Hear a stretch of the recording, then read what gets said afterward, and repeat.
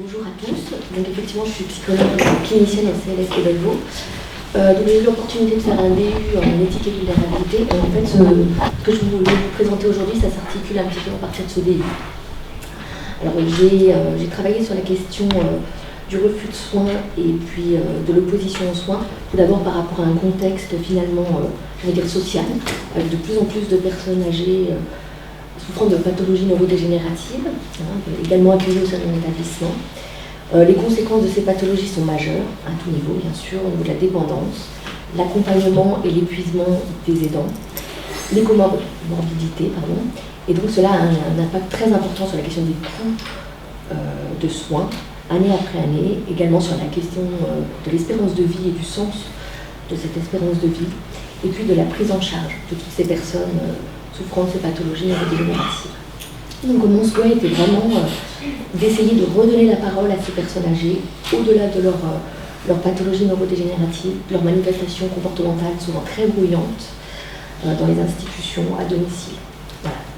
Donc je me suis intéressée à la question du refus de soins et de l'opposition aux soins, car c'est une question à laquelle je suis énormément confrontée dans ma pratique, mais aussi parce que l'opposition est considérée comme un trouble majeur, puisqu'elle concernerait 44,3%.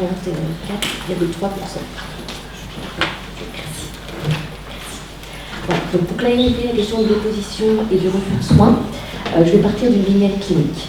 Voilà. Donc la vignette clinique qui va concerner un truc que nous avons accueilli. Voilà.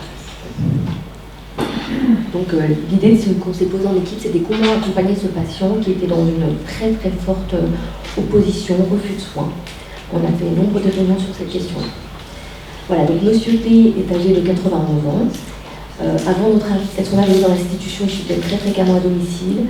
Une vie à domicile marquée de beaucoup de mise en danger, voilà, de cigarettes non éteintes, de choses comme ça, dans un contexte de mise en évidence de troubles cognitifs.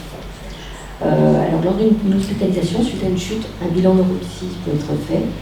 Il objective des troubles neurocognitifs mixtes avec un syndrome frontal, entraînant donc des troubles de comportement majeurs, avec des inhibitions essentiellement verbales. Alors M. P nous avait été décrit comme rejetant, irritable, agressif, et souffrant d'un syndrome anxio-dépressif majeur, avec des idéations suicidaires. Donc il est orienté vers notre établissement, en EHPAD, en lien avec sa famille.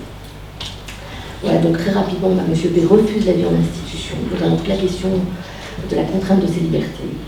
Les idées suicidaires réapparaissent très très fortement, avec une souffrance psychique majeure, et à la fois un déni des affects dépressifs. On naviguait constamment entre ces deux écueils. Un rapport aux soins très très ambivalent du fait de son anosognosie. Voilà. Donc on s'est demandé comment accompagner cette personne, à mon niveau en tant que psychologue, qui était dans un refus majeur de la relation. Donc comme je vous l'ai dit, pour autant avec une très très forte souffrance psychique. Donc la situation de ce patient va en plus très rapidement se dégrader, qui va entraîner un état de gravité à la demande du patient qui ne voudra plus du tout se lever, plus du tout être accompagné au niveau des soins de toilette, nourri le minimum qu'il le souhaitait et tout le temps en position allongée. Donc on a organisé un comité d'éthique à la suite de ça, où on s'est posé la question si l'opposition aux soins manifestée par une personne âgée démente constituait un refus de soins. Donc moi de mon côté, j'ai essayé de faire un revue un peu de la littérature, de la question du refus, l'opposition, qu'est-ce qu'on appelle refus, qu'est-ce qu'on appelle opposition. J'ai essayé de questionner la question de l'autonomie, notamment d'une personne souffrant de troubles neurodégénératifs. Qu'est-ce qu'on appelle un refus éclairé dans cette situation? Donc pour commencer, par rapport à la question de l'autonomie, alors je me suis interrogée si l'autonomie d'une personne ayant des troubles psychiatriques cognitifs existait, puisque M. P était un petit peu à la frontière des deux. Alors je me suis déjà questionnée sur le principe d'autonomie. Étymologiquement, l'autonomie, c'est vraiment le sujet autosuffisant qui s'affranchit des règles du collectif. C'est ce que j'ai appelé un peu du côté d'une autonomie absolue. Mais d'autres auteurs ouvrent toute la réflexion autour de l'autonomie qui advient dans la décision médicale, qui font donc référence au patient qui a le droit de donner son consentement libre et éclairé pour la réalisation de ses soins du quotidien. Alors, malgré tout, la dimension cognitive appelle à questionnement. La dimension des souffrances cognitives et affectives de ces personnes. Voilà. Donc, certains auteurs basculent aussi dans l'idée que la maladie amène en elle-même une perte d'autonomie. Néanmoins, pour d'autres auteurs, la parole, dans tous les cas, demande à être soutenue, validée et accompagnée. Je me suis demandé est-ce que c'était suffisant pour être une personne qui demeurait autonome au-delà de la maladie. Alors j'ai trouvé dans ma recherche un peu documentaire le concept d'autonomie relationnelle, qui nous a été aussi beaucoup parlé dans le cadre de ce débat, et qui m'a beaucoup parlé, puisque c'est aussi ce que reprend le Conseil consultatif national d'éthique, qui renvoie la possibilité de pouvoir exprimer ses valeurs dans son accompagnement quotidien, dans ses soins, au sein d'une institution, souvent non choisie. Donc l'autonomie pourrait être relationnelle, c'est-à-dire définie dans la relation avec les autres soignants. Voilà, donc je me suis dit, j'ai amené à la réflexion de favoriser l'autonomie d'une personne par l'intermédiaire justement de la relation de soins. Alors, le problème se tisse lorsque justement l'autonomie s'exprime comme pour M. P, au travers de l'opposition aux soins et du refus de soins. À ce moment-là, la relation de confiance, soignant-soigné, ne parvient plus à se mettre en place. Cela amène d'ailleurs aussi à des tensions éthiques. Le cœur de la réflexion éthique se retrouve là justement. Qu'est-ce que finalement la personne cherche à nous dire dans ces mouvements d'opposition et qu'est-ce qu'un refus de soins? Donc j'ai cherché un nouveau appel à la littérature de ce côté-là. Alors dans la littérature, et puis comme dans mon travail, refus et opposition sont souvent confondus. Pourtant les langages communs de l'autre côté du Larousse différencient les choses, puisque pour lui, le concept d'opposition se définit comme la contradiction, l'affrontement, le fait de résister.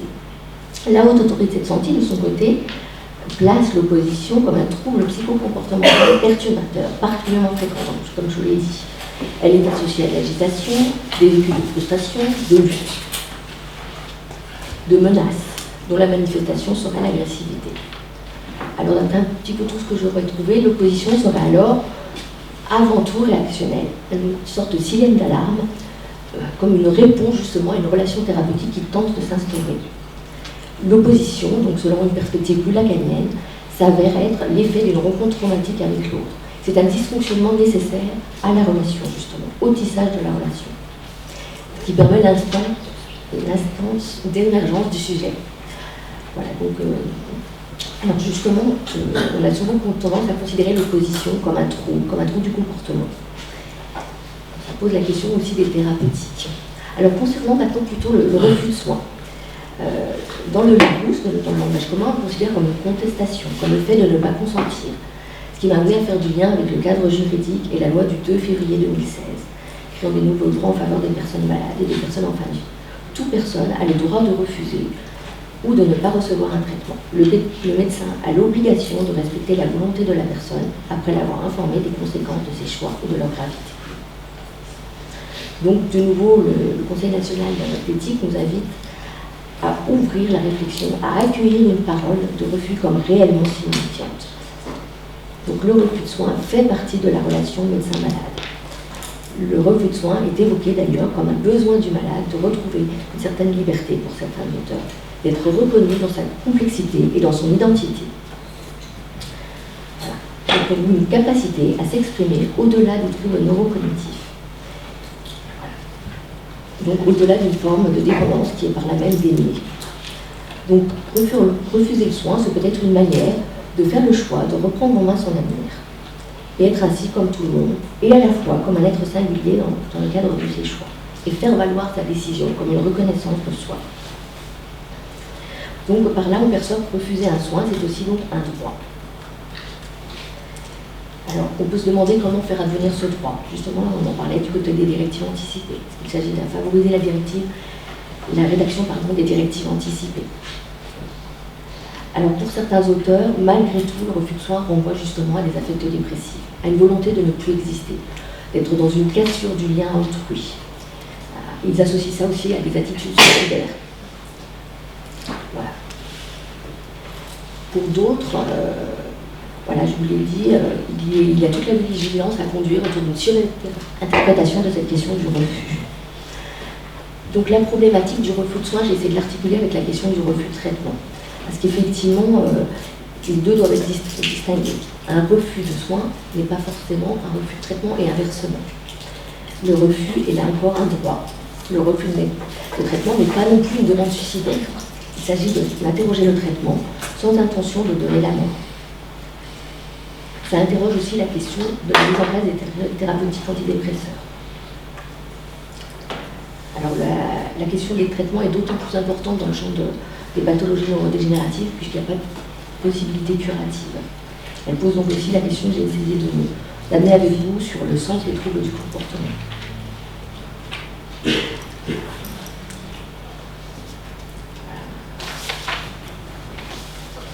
Voilà, donc j'essaie de conduire une discussion à partir de toutes ces recherches documentaires, et j'ai fait ça par hypothèse. Donc ma première hypothèse, c'est qu'il faut considérer, jusqu'à preuve du contraire, l'opposition comme un refus éclairé de soins ou de traitement, ce qui est le droit de toute personne malade. J'en suis amenée à me demander s'il n'y avait pas opposition lorsque justement la personne n'était pas entendue dans son droit premier que de constituer le refus. Alors, je me suis dit que lorsqu'il n'y a plus de possibilité de compréhension ou qu'il ne s'agit pas d'un refus éclairé, que la relation s'inscrit dans l'opposition, que nous avons le devoir de nous interroger même sur le sens de ces conduites d'opposition. Donc ces interrogations doivent se mener dans une pratique nécessairement discursive, délibérative et transdisciplinaire, on l'a dit aussi tout à l'heure. Donc moi j'ai proposé plusieurs sous-hypothèses finalement à la recherche de ce sens de l'opposition aux soins. À quoi, à qui s'oppose la personne, je me suis demandé. Est-ce aux soins, à l'action soignante, à la représentation que la personne au travers de sa pathologie démentielle a du soin. Donc une première hypothèse était pour moi de comprendre l'opposition qui est associée à un trouble psychocomportemental signifiant avant tout. Donc cela nous impose un devoir d'interprétation prudent, qui doit se faire dans une pratique collégiale, je l'ai dit, et délibérative. Le trouble psychocomportemental qui se caractérise dans l'opposition s'exprime sous la forme de l'agitation, de l'agressivité, peut être réactionnelle, une tentative de revendication d'une forme d'autonomie de la personne. On l'a dit aussi, une forme d'invitation à une rencontre avec les professionnels de santé. Elle serait donc un signe du côté de la vie, d'un mouvement de vie à soutenir, à accompagner, voire à valoriser. Car elle ouvre donc au dialogue pour mieux comprendre le sens qui est mis derrière l'acte refusé. Donc il ne s'agirait pas pour moi de considérer comme une forme symptomatologique ni un trouble psychocomportemental qu'il faudrait traiter. Alors une seconde sous-lecture envisagerait l'opposition aux soins comme l'expression d'affects dépressifs, qui s'exprimerait justement dans le refus de soins. Là, la personne ne souhaiterait plus continuer à vivre son quotidien, très impactée par la maladie démentielle et d'autres pathologies. Il y aurait là un désir de mort qui chercherait à s'exprimer. L'expression d'un refus de soins prend le sens d'une cassure, comme je vous l'ai dit, volontaire du lien à l'autre, un renoncement à investir dans le présent. Donc, est-ce que la personne vulnérable, c'est l'autre questionnement que cela pose, est autonome lors de son refus de soins ou de traitement, alors qu'elle souffre elle-même justement de ce symptôme dépressif? Et une troisième sous-hypothèse est celle qui consiste à considérer l'opposition de soins comme un trouble du comportement, mais marqueur d'une vie psychique en mouvement, tantôt du côté de la volonté de soins, tantôt du côté du refus. Pour certains auteurs, d'ailleurs, cette question amène à la question du déni, d'une dépendance déniée. Et c'est là qu'on retrouve le côté psychopathologique. Et effectivement, aller contre ce déni pourrait engendrer des compensations supplémentaires. Donc pour moi, il est très important de retenir toute la part d'incertitude à laquelle toute cette réflexion nous mène, dans l'écoute de la personne en souffrance. Au terme de tout cela, je postule que l'opposition aux soins et au traitement, le refus de soins, sont des marqueurs, comme je vous l'ai dit, d'une vie psychique mouvante, tentant de s'inscrire, tantôt dans la relation, tantôt avec le corps soignant, et qu'il est important de rappeler aussi l'importance de la transdisciplinarité, des procédures collégiales, de la communication, avec le sujet souffrant d'une pathologie cognitive. Il y a toujours un doute à tenir, une incertitude à maintenir quant à ce qui appartient à une décision libre, à des mouvements de vie ou alors des mouvements de mort. Quant au sens donné au refus et aux oppositions, douter, c'est témoigner aussi du respect pour le sujet dont on s'occupe. En conséquence, il faut s'interroger collectivement sur la signification de l'opposition et la considérer comme un acte de soi, cette interrogation. Ça pose la question du moyen de soigner, tout en préservant donc des mouvements de vie et ou de mort, y compris dans le refus et l'opposition aux soins. S'agit-il de soigner la personne contre son gré? Il faut tout le temps tenter de faire le pari de la vie. Ou au contraire, s'agit-il d'accepter comme un choix le positionnement dans l'opposition d'un patient inscrit dans un refus de soin? J'en suis venue à me demander finalement au point un soin est un soin lorsqu'il est refusé. On était avec la relecture de M. Aubry. Dans notre pratique, nous faisons quotidiennement le pari qu'au-delà de la personne souffrant d'une pathologie neurocognitive, il y a un sujet qui tente d'adresser un message, notamment dans ces mouvements d'opposition et de refus de soins. Il y a donc un sujet qui advient dans une nouvelle forme d'autonomie que permet l'institutionnalisation. Là encore, la dimension du travail en équipe, la dimension transdisciplinaire, toute sa complicité et sa complémentarité font toute sa force. C'est cette pluralité nécessaire des points de vue qui permet de ne pas tomber dans une banalisation de ces conduites d'opposition et du quotidien. Cette démarche nous permet à s'autoriser et à se dire qu'accepter le refus d'une personne malade est bel et bien un acte de soin, en gardant pour un questionnement éthique essentiel qu'est-ce qu'un suffisant bonbon soit jamais quotidien. Merci. Merci beaucoup, Mélanie. On avait abordé l'année dernière, je ne sais pas si tu étais là l'année dernière ou pas, mais on avait abordé la dimension un peu translationnelle de la recherche génétique, et je trouve que la façon dont tu es parti des questionnements cliniques que vous rencontrez à Bellevaux, en l'occurrence, sur l'accompagnement en lien avec les notions de refus d'opposition, et comment tu en as fait un objet de recherche spécifique autour de ce concept d'autonomie, ça montre bien comment la recherche en éthique, elle se nourrit vraiment. Il y a les aspects très universitaires, les aspects très cliniques, et la manière dont tu dépasses le concept classique d'autonomie très capacitaire, est-ce que la personne a la capacité de s'opposer de façon libre et éclairée, et dont tu dépasses la vision classique de l'autonomie en faisant droit à la notion de vie psychique, par exemple, aussi à toute la dimension plus psychologique, pulsionnelle, et en abordant l'autonomie non pas sous les capacités mais sous la question du sens de l'opposition. Ça s'inscrit assez bien dans les dynamiques contemporaines pour repenser la dialectique entre autonomie et vulnérabilité et envisager des nouvelles formes de respect de l'autonomie de la personne. Donc ça c'est... Merci. C'est ce qui était, j'ai trouvé particulièrement intéressant. L'idée c'est aussi de voir comment tout ça peut se prolonger dans des projets de recherche. On n'est pas sur les mêmes méthodologies, on croit à l'INCA qui est une méthodologie mixte, beaucoup plus formalisée d'une part, et puis le travail s'initie en recherche à travers un DU. Il y a des étapes ensuite à franchir, c'est aussi l'objet de la discussion aujourd'hui. Est-ce que vous avez des questions, des remarques? Moi, je veux bien faire une remarque. Merci pour cette présentation, même si on a bien senti que c'était un exercice difficile. Mais l'idée, c'est de présenter quelque chose qui ouvre les portes de la recherche. Je tiens à dire que certains travaillent sur ces aspects-là, la question de l'opposition plus que du refus aux soins, au traitement plus qu'aux soins d'ailleurs, parfois. Certains travaillent de façon très scientifique, neuroscientifique.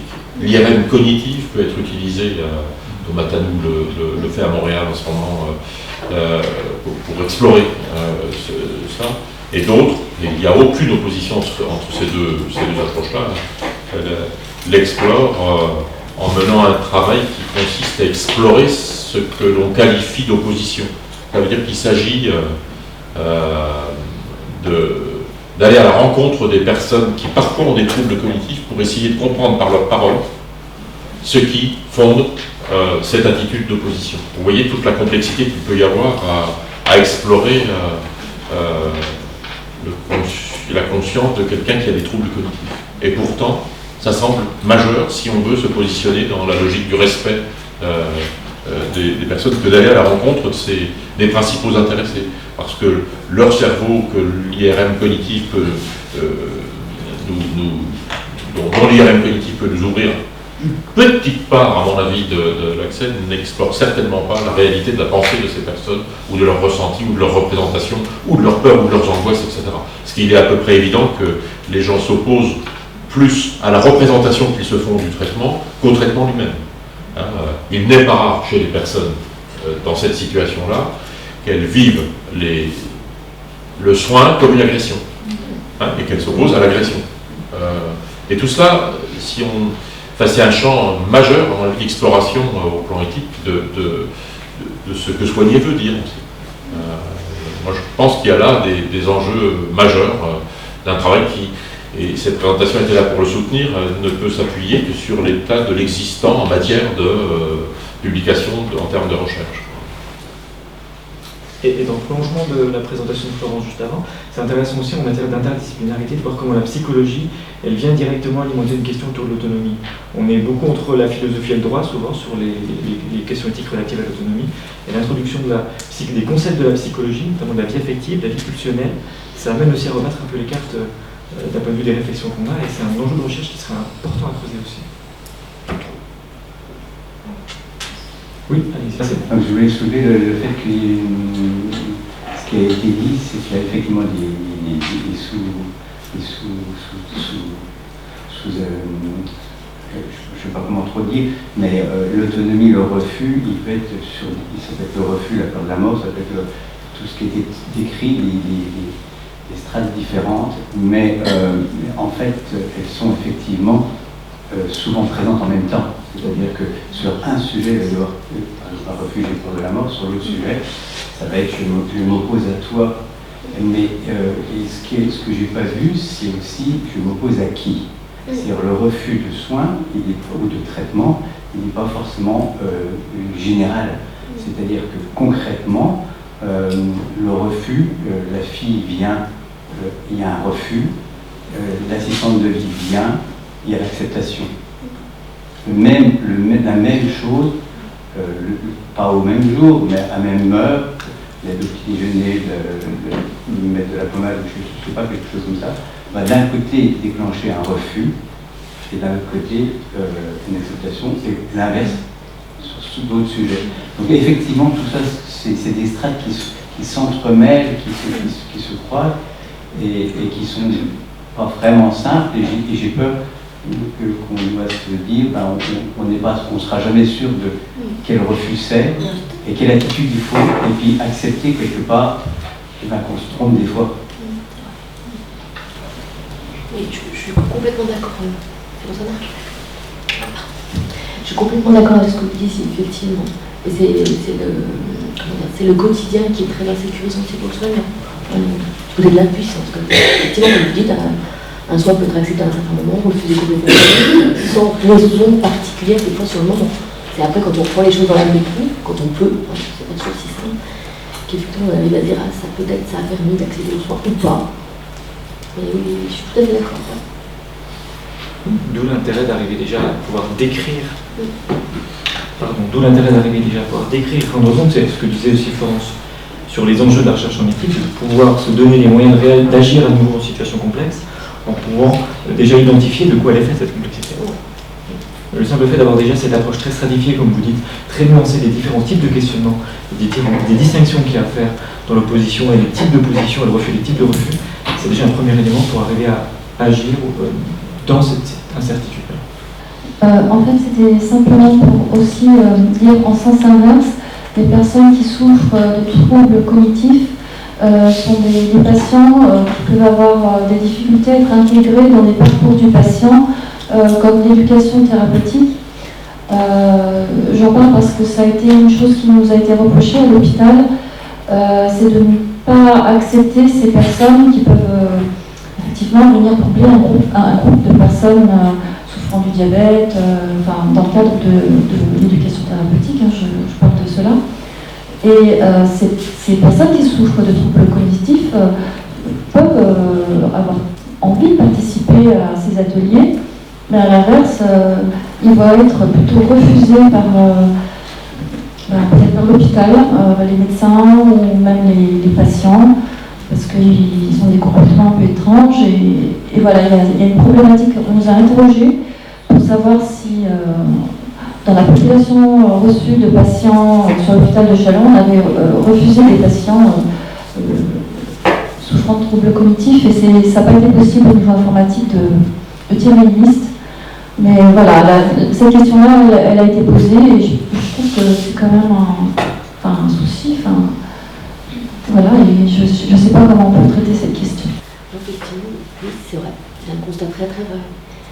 C'est en ce sens-là, c'est ce que j'essaie d'œuvrer dans cette recherche, c'est de dire que voilà, au-delà du trouble du comportement, il y a une parole qui tente de se dire. Effectivement, il y a ces troubles qui nous perturbent, qui nous dérangent. Et quand je parlais de banalisation, je pense que parfois c'est tellement aussi, comme vous disiez, au jour le jour, à l'instant, on tombe vite dans le non-sens, quoi, et quelque chose qui est impossible d'anticiper, qu'on met un petit peu les choses sur la touche, parce que c'est très très compliqué. Mais je pense qu'il y a effectivement tout un travail qui devrait s'engager sur le sens, effectivement, quand le comportemental vient être au premier plan et qu'il n'y a plus toujours la parole. Qu'est-ce qu'on en fait? Comment on arrive à tisser du sens avec ça? Mais c'est toujours très précaire, effectivement, avec cette part de doute constante.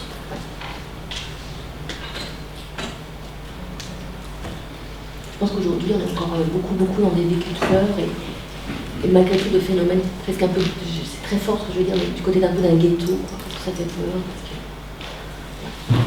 Il y a des expérimentations en matière d'éducation thérapeutique. Je sais qu'à Besançon, la commission multipartenariale pour l'éducation thérapeutique a monté un module complémentaire, troubles cognitifs et ETP, pour essayer de travailler un petit peu là-dessus, qui se base sur les dernières avancées de la recherche, notamment sur ces approches contemporaines de l'autonomie, vulnérabiliste de l'autonomie. Par exemple. Alors, une dernière question, Cécile, pour qu'on puisse tenir le timing, vas-y. Est-ce que les travaux faits pour la difficulté à comprendre le refus chez les personnes n'ayant pas de troubles cognitifs ne pourrait pas aussi, paradoxalement, aider dans le sens où plus on avance quand on cherche dans ce domaine-là, on comprend que la décision n'est pas très rationnelle. Et on a tendance à faire une opposition entre ceux qui sont capables de décider facilement une rationalité une capacité de compréhension importante. Or, la décision est plus que rationnelle, elle est affective entre autres, des choses qui sont plus complexes. Et le fait de faire des travaux complémentaires sur la part de l'inconscient, entre autres, pour les personnes qui n'ont pas de troubles cognitifs, montrerait que peut-être qu'il faudrait prendre la question autrement que seulement de l'aborder sur la forme simplement cognitive, en fait, pour les personnes qui n'ont pas de troubles cognitifs. Désolée, j'ai pas tout entendu. J'ai entendu la fin. C'est sur la question de la place de la rationalité dans la reconnaissance de l'autonomie des personnes, c'est ça? Notre rationalité a relativisé un petit peu dans nos conceptions d'autonomie. Voilà. Le fait de montrer qu'il y a des travaux de recherche qui mettent en valeur pour des personnes n'ayant pas de troubles cognitifs montrent que la part affective, la part... Oui, c'est ce que disait Mélanie quand elle disait qu'il fallait faire droit à la notion de vie affective, voilà, etc. C'est qu'il faut reconnaître une part d'irrationalité dans la capacité d'une personne d'être autonome aussi. Et que l'autonomie, ça peut être un peu par partie irrationnelle, c'est ça? Et peut-être que du coup, on éviterait, parce que dans le monde du soin, on a tendance à dire, bon, on va poser des questions aux personnes qui n'ont pas de troubles cognitifs, en sachant que celles qui en ont ne pourront pas répondre. Et le fait de reconsidérer cette question à partir d'une décision globale qui prend en compte d'autres facteurs que la partie seulement cognitive permettrait d'éviter de rentrer dans un schéma plus ample et de considérer tout patient en fait, dans cette démarche de refus ou pas, dans l'approche de l'information Dans les EHPAD, il existe des PASA, des pôles adaptés pour les personnes atteintes de troubles d'Alzheimer. Il existe des groupes dans les hôpitaux de jour, des accueils de jour, qui réautonomisent les personnes et qui leur permettent de garder des aptitudes du quotidien. Mais par contre, il ne faut pas oublier que les maladies neurodégénératives dégénèrent et qu'on a des personnes qui ont des pertes et qui vont continuer à être sur des pertes. Donc je ne vois pas comment on peut réautonomiser les personnes à domicile sans des supports importants au niveau des groupes ou au niveau des professionnels. Merci. Dernière séquence de la matinée.